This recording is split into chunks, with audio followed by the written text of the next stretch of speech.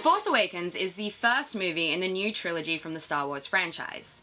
And if you loved the original series, then you're going to love this movie. Because it's basically the same story.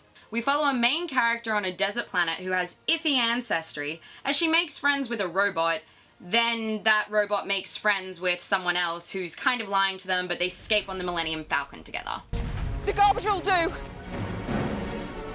All so that they can blow up the big scary weapon and she can go start her Jedi training. I could go on, but seriously, it's the same movie. That being said, it is the high action and visual spectacle we've all learned to expect from the franchise, and they really do deliver. And since the fans will be showing up to see the next one no matter what they do, you can't really blame them for not having spent too much time on the storyboard. How do we blow it up? There's always a way to do that. The telling of this story does differ from the originals in one major way.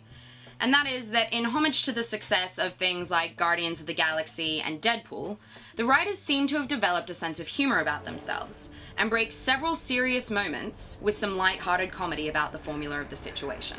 So who talks first? You talk first? I talk first? While it's worked for other franchises, we have to question whether or not the series that created the formula should really be the ones to break it.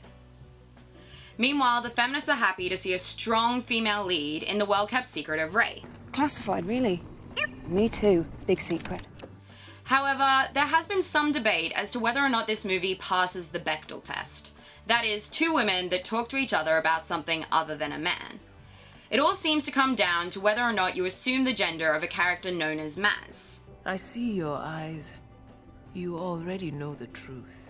The good news is you now have the adorable BB-8 to stare at when the plot might be lacking, and the return of several old favourite characters that really lend a sense of nostalgia to this film. Goodness!